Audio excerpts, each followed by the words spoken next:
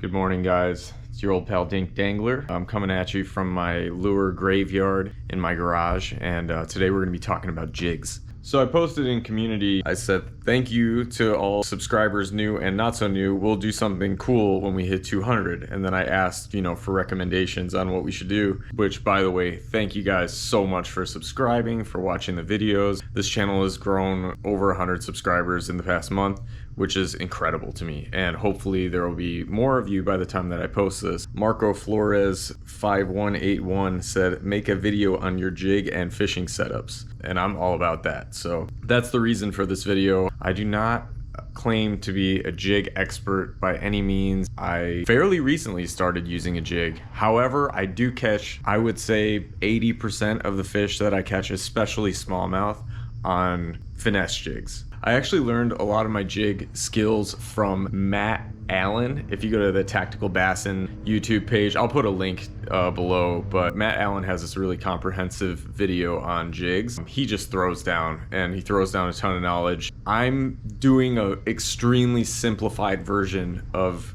pretty much what I've lifted from Matt Allen, so I have no one else to credit but him. The only other person I would credit is Spencer of Reel Bassin. It's spelled R-E-E-L Bassin, B-A-S-S-I-N.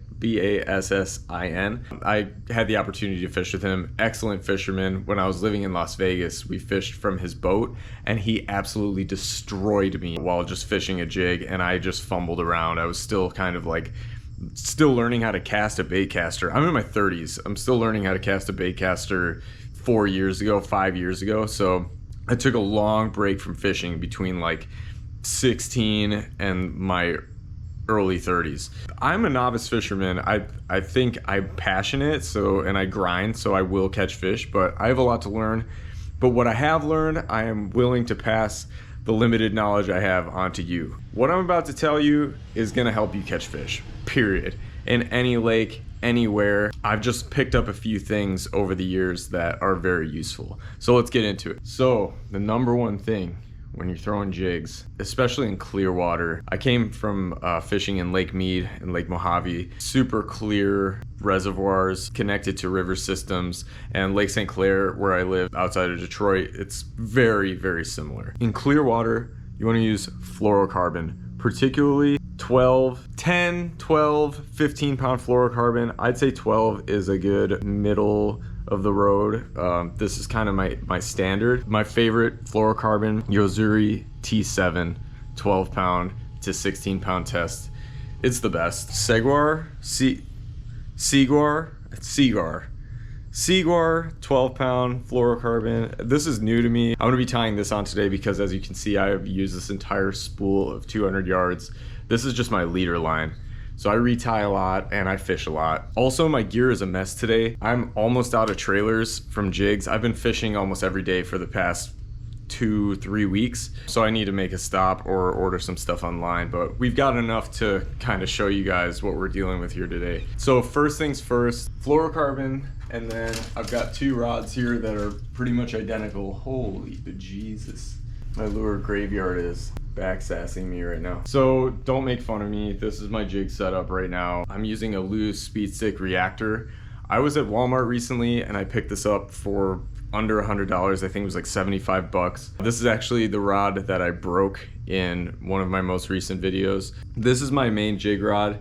It's a 7.2 medium heavy fast action. I was using fast taper, which I kind of like better, but I'm getting used to the fast action. If you don't think this is a good jig rod, fight me, bro. No, if you don't think this is a good jig rod, give me a recommendation, send me a link. Like I said, I'm still learning, but this works for me. I was running 40 pound braid to 12 pound fluoro, but I went with a little bit lighter braid this time.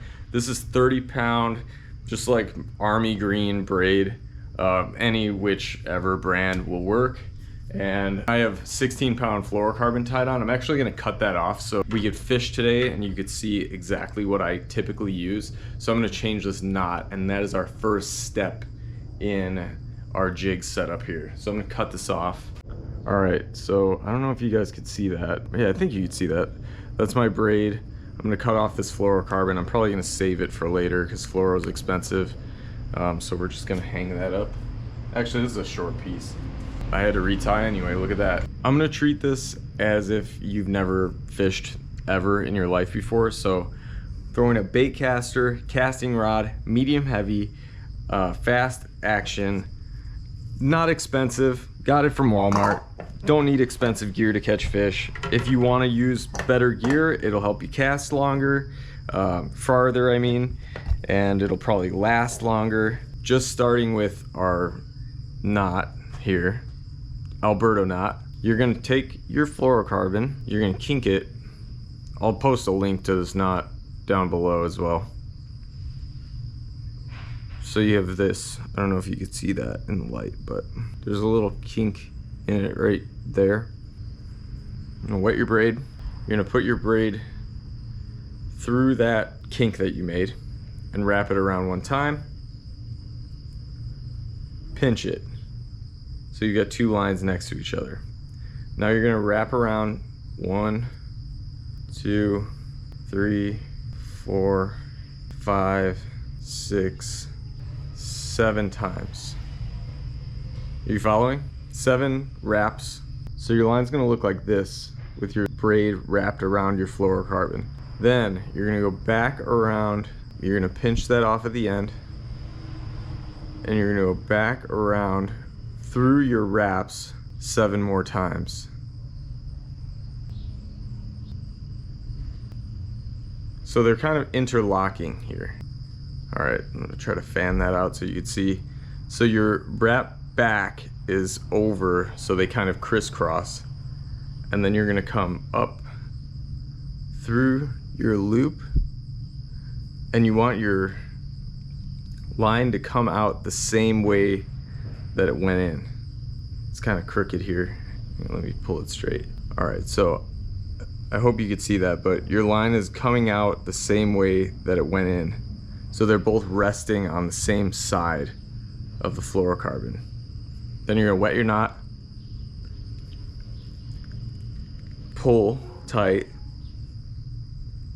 so they start to coil, and you wanna keep making sure that it's a nice even coil. Then you're gonna grab your main braid and your main fluoro and pull that all tight. And it should cinch down perfectly. Pull both the tag end and the main line. You should end up with a nice clean knot like that. Pull on both your main lines, make sure your knot's strong, and you're good. Then you're gonna trim your tag end. You can leave a little bit of braid, but you want your fluorocarbon tag to be as close to that knot as possible without damaging the integrity of the knot itself. Like that's, I don't know if you could see that, but it's super close. Like you could barely see that tag end poking out, and that's gonna help this fluoro come through your guides easier than it would if you have like a little tag end sticking out. It's gonna stick on your guides, then you're gonna cast off your bait and backlash, which is awesome. So now this part is extremely important. How long should your leader line be? I like to make my leader line long enough. You can go into your reel on a bait caster. I don't recommend it, but I try to go, so I'll reel in until I have about like 3 inches from my spool, or that's like, I don't know, maybe a little bit more. We'll reel it down a little bit. So it's like, you know, a couple inches. You don't want your knot to go in your spool. And then I'll pull out, so like when you're casting, how far do you keep your lure away from your top guide? That's how much line you want. Then I'll leave a little bit extra because we're gonna be tying our jig to this. And I use a Palomar knot, so it leaves a relatively long tag. And that's it. So like 5 feet, essentially, of fluorocarbon. That's all you need. Just long enough so where you cast anywhere near that fish, they're not gonna see your braid coming at them. Smallmouth just have really good eyesight. They're a little spooky. Can be. I'm superstitious. Some people are gonna laugh at me and say like you could just use straight braid. This is how I roll, and this guy asked me for my tip, so I'm gonna give it to him this way. So the jigs I use are also kind of silly in that they're just not very technical or expensive. You could find these at any Walmart, pretty much any Bass Pro, any fishing retailer. They're gonna carry these. It is the Strike King Bitsy Bug mini jig. It's a finesse jig. It has a kind of like a round head. If you're fishing around a lot of rocks, you should probably throw a football jig. I like the Kitech finesse jig. There's so many better options out there, but for the money and for as often as I fish and break these off and snag and lose them, this works for me. They're like $3 at any retailer and just have like a really nice skirt that's gonna open up when your bait hits the bottom. Again, a football head will stand up a little bit straighter, but if you learn how to fish these properly, it doesn't really matter. I've caught an equal amount of fish on both that Kitech jig and these. Kitech jig's like, I think $7 on Tackle Warehouse. And these are pretty much the only colors that I use. It's green pumpkin, just anything that's like a really natural greenish brown. I use watermelon in the spring when there's like a lot of like blooming weeds and grass and algae and stuff at the bottom of the lake that looks green. I tend to just try to match whatever the bottom of the lake looks like, because that's what your craws in that lake are gonna look like. And then when I'm fishing stained water, lower visibility, I'll throw this camo or I'll throw black and blue, just something dark, so when that bass sees it, they see like the outline of a craw. And then the trailer that I'm using is Yamamoto twin tail grub. I'm almost out of green right now, so I'm going to show you what they look like, the black ones look like. So this is how they come. They've got these two little pull tabs on the bottom, and what you're going to do is thread this twin tail grub trailer onto your jig so that it's as straight as possible. Let's see if we can do this first try. Oh yeah, straight as possible on the hook. Then there's a little bait keeper here. You're going to pinch that down so it stays on. Then you're gonna pull these little pull tabs off, like so. Get rid of those, throw them on my garage floor, because who cares? And then you're left with that. Now, another thing that I'll do, if I'm getting like bass that are short striking a lot, I'll cut this fatter part of this trailer down so your craws move closer to the bait. Something like this. This I used yesterday, and also like when the bass like pull this lure off when you catch a lot of fish, you're gonna want to reuse as many of these as possible. They come in a 20 pack. I go through a 20 pack in like 2 days, especially if I'm fishing a lot, maybe a week. Sometimes they'll get your craw arms off. These are just really soft baits. When I reuse them, I'll just kind of bite off a little tip so I can get more of that meat onto the hook, and it'll stay, because every time you set the hook, these tend to like slide down if you don't have a good bait keeper, which these Bitsy Bugs do not. So Strike King, make a better bait keeper. How much more could it cost? Add another 15 cents to your jig price and I'll pay it, because I love these jigs. They're amazing. The skirts are so good. Has a nice weed guard. It just helps you not get hung up. Sometimes I like to mash my weed guard down so it looks a little bit more natural, so it fans out a little bit. And that's what we're working with. I'm gonna be throwing both of these today. Oh, and the weight is very important. I like to use 1/8 ounce or 3/16 ounce. And the idea is that you get a really slow fall to the bottom. A lot of times these bass will hit it on the fall. We're gonna talk technique when I get to the lake, but for now, let's just get these tied on. So I think this is an 1/8 ounce black. This is an 1/8 ounce green pumpkin. This is what I'm working with. I'm also in the Midwest and the water is cold. It's not cold, but it doesn't get hot like if you're out west or out down south. You're fishing in that summer heat. These are not gonna work in the summer because these craw arms are just gonna lay flat. So you wanna use something a little bit more firm, like with a little bit more firm rubber, maybe like a Strike King Rage Bug, something like that, that's gonna flap a little bit more. These just go straight and dead when the water gets too warm. But out here in the Midwest, these work pretty much year round. This is my go-to lure. It's my favorite thing to throw. I just catch a lot of fish on jigs. I'm gonna be throwing both colors today because we're gonna go to the lake and see what the water clarity is like. I've got pretty much the same rod and reel setup. Lastly, we're gonna get these tied on and I'm gonna show you which knot I use. Palomar knot. Most of you know what a Palomar knot is. You go through your hook hole and then you're gonna go back through and create a loop on one end. So you got this looped end here, and you get your tag end coming back through. Then you simply tie an overhand knot like so. And you're gonna pull that around the loop you created on one end You pull that around your bait so you're left with something like this.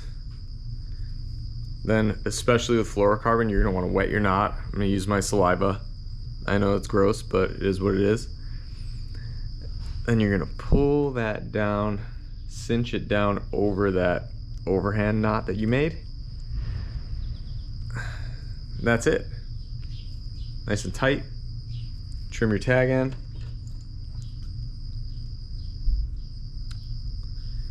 Boom. That's your setup. All right, I'm gonna do this with the black jig, and then we're gonna get in the Nissan tackle box, head over to my little pier spot down the street, and we're gonna try and catch some fish on.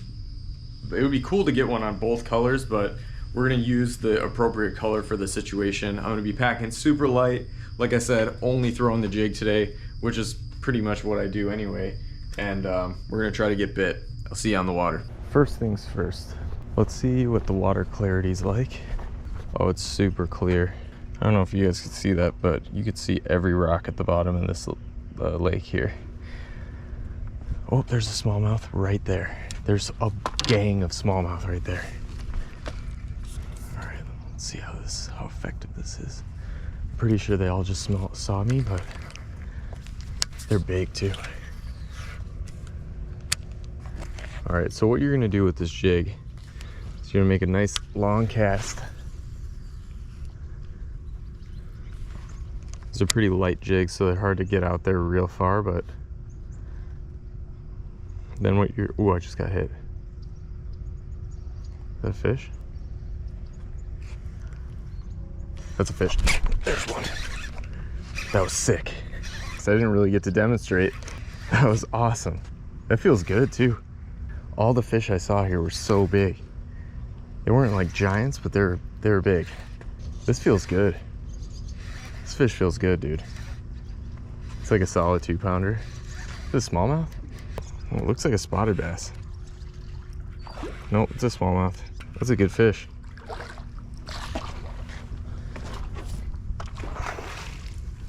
Come on. Oh, nice, dude. That's a pretty big smallmouth. That was awesome. Right here? Yeah, right here, man. Let's go. There's a gang of them out there. Yeah, thanks. All right. Yeah. Congratulations. Thank you. It's a nice fish, eh? Smallmouth. Smallmouth bass. All right, well, there you have it. The effectiveness of the jig in action. Pretty good smallmouth. He's got to be like 2.5 pounds. Solid fish. Let's get him back and try and get some more. You! Yes! All right, well, he didn't tear my trailer up too bad, thankfully. I only have a few of these green pumpkin trailers left right now, but we're gonna try and get another one. All right, I'm gonna set the GoPro down and kind of show you what I'm doing here to catch these fish. All right, so here's the technique. So you're gonna make a long cast out, and then what I'll do is I'll keep tension on and just reel down on that jig until I can feel the bottom. First thing you do is let it sit. Oh, is that a fish already? All right, I don't want anything to hit this because I want to show you what I'm doing here. But I'll reel down and see if there's a fish. I'm feeling rocks on the bottom, and then I'll just drag it really slow. And I'm talking like drag it with your rod tip. Just feel every rock on the bottom. And then the most important thing is you'll drag that jig along, and then every so often I'll lift and then I'll pull. And what that imitates is a craw jumping and lifting away. If you've ever seen a crawfish out there, or you lift up some rocks, take a look at how craws behave, how they look in the water. They'll kind of jump up and scoot back with their claws forward. And that's what this jig is intended to imitate. So I'm just crawling that bait along the bottom, lift and pull. And then every so often I'll give that rod tip a shake, and that'll move the craws every which way. And you want to be patient with the jig. Make every cast really count.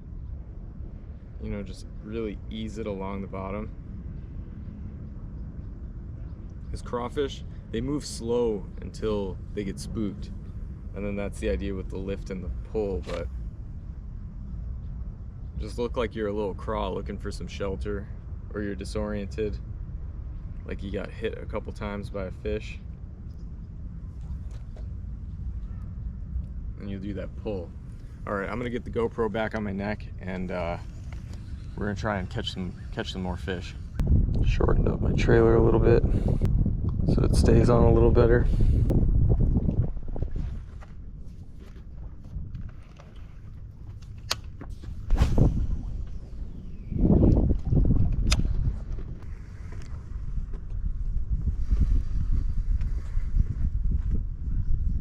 Oh, there's one. Hit it. See if he comes back for it.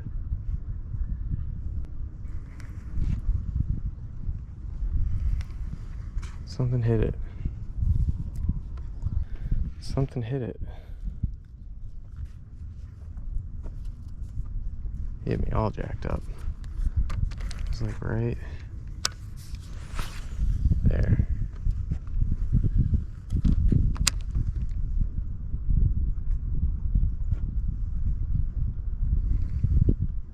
There he is. There he is. Oh. Oh. Oh. Did he spit it? No, I got him. That was wild. Man, he's clipping. That's a pretty good one. It's a pretty decent one. Oh, he's big. Yeah, he's solid. That's a solid fish. Let's go.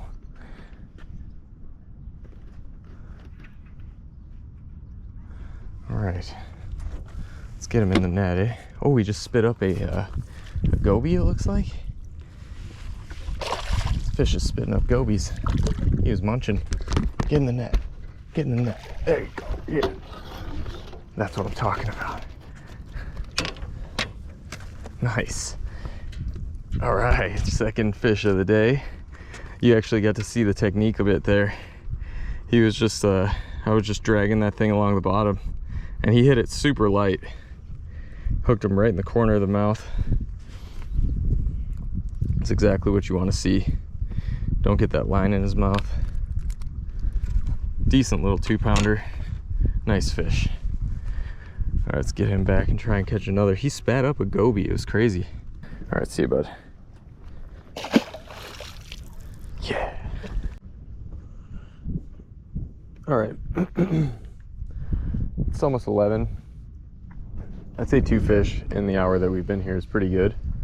And you can really see that technique, you know, like lift, drag, let it fall on slack line. They typically hit it on the fall. Typically, I get hit like right very close to when that bait hits the bottom. Kind of like a Senko, it just falls real slow.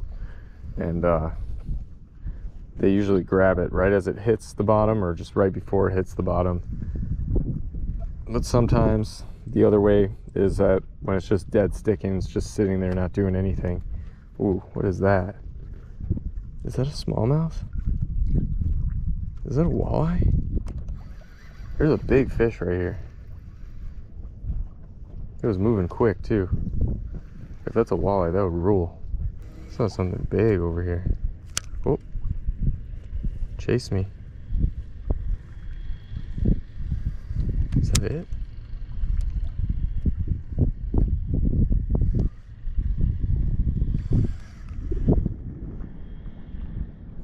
Guys, am I about to catch a walleye?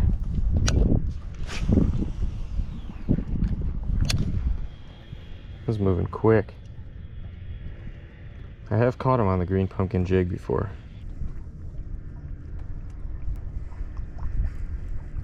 Oh, that was a fish. There's one. Is it a bass? Yeah, it's a bass. Come on. Come on, in the net. There we go. All right, that's how you do it, boys and girls. Right in the top of the mouth.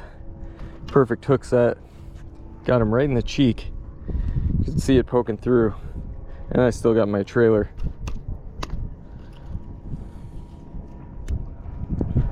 Well, there you have it, guys. I mean, that's 3 fish in an hour on the green pumpkin jig. This is the perfect water condition for it.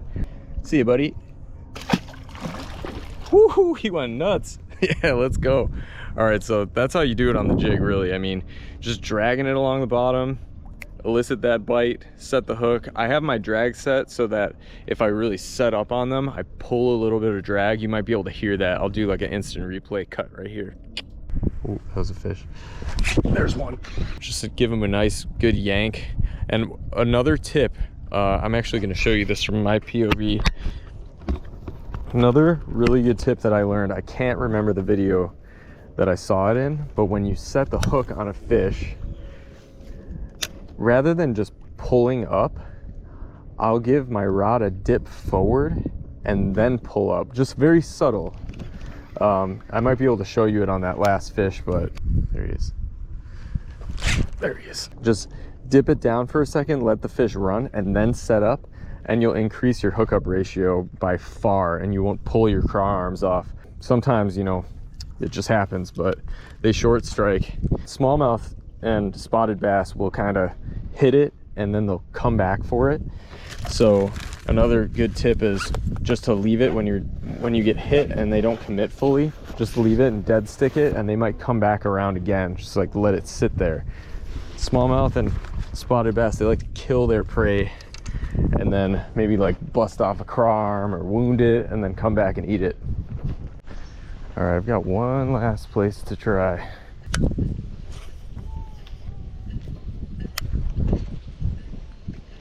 Oh, saw a fish hit.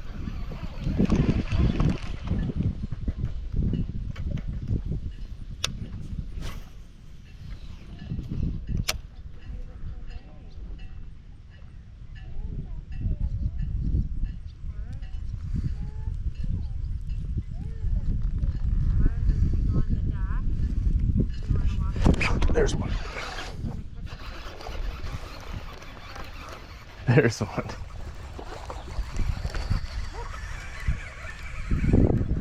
Gonna get some fish. Hopefully. Oh, he's a little guy. Come on, buddy. Nice. Look, we caught a fish. See how good luck we are. Look at that, eh? It's not very big, but it's a fish.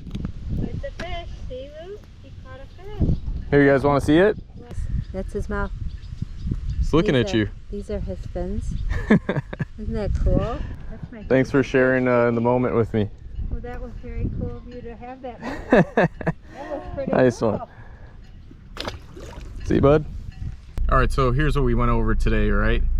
Number one, you want a graphite rod, not fiberglass. You want to feel that bite. And you're going medium heavy to a heavier rod if you're throwing a heavier jig. Also, we are throwing the jig on fluorocarbon leader about as long as from your reel to as far as your lure hangs down casting. That'll give you like I want to say it's like maybe 5.5 feet or something, 6 feet.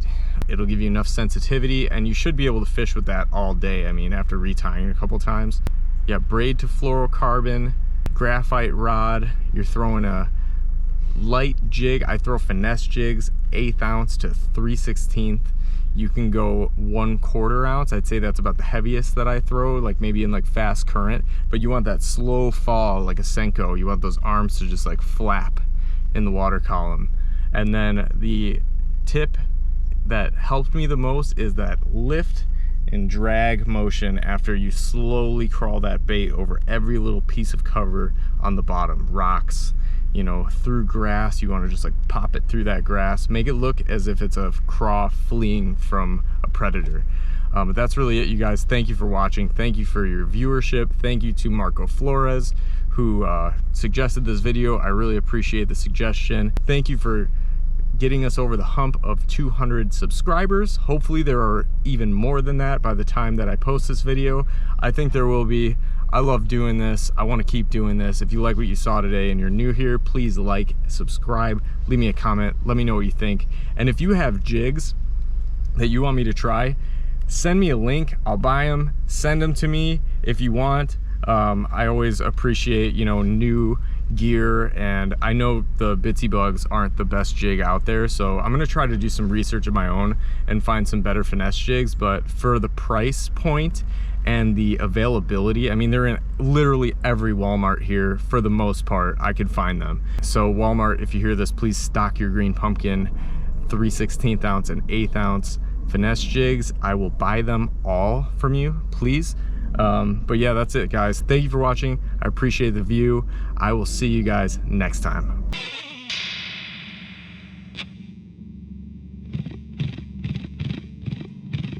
Whoop, there's one.